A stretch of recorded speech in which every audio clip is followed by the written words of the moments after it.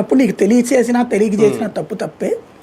కానీ నీకు నేను భవిష్యత్తులో ఒక వరం ఇస్తున్నాను. కలియుగంలో ప్రతి ఒక్కళ్ళు ఇక్కడికే దర్శనానికి వస్తారు, నేను ఇక్కడే ఉంటాను గోవిందుడిగా.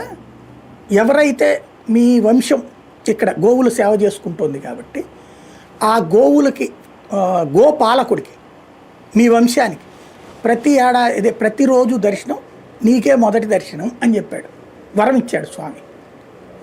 ఇవాళకి కూడా పొద్దున్నే అర్చకులందరి దగ్గరికి, అంటే ఒక కాగడా పట్టుకుంటే అర్చకులందరి ఇళ్ళ దగ్గరికి వెళ్ళి మేళతాళాలతో పొద్దున్నే తీసుకుని వచ్చేది గోపాలకుడు, తాళం తీసేది గోపాలకుడు.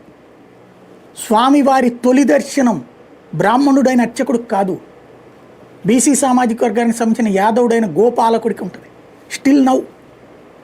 ఇది సంప్రదాయం. అంటే గోపాలకుడికి ఎంత సంప్రదాయం ఉంది, గోవుకి ఎంత విశేషత ఉంది, దేవుడి దగ్గర ఎంత గొప్పతనం ఉందో చూడండి.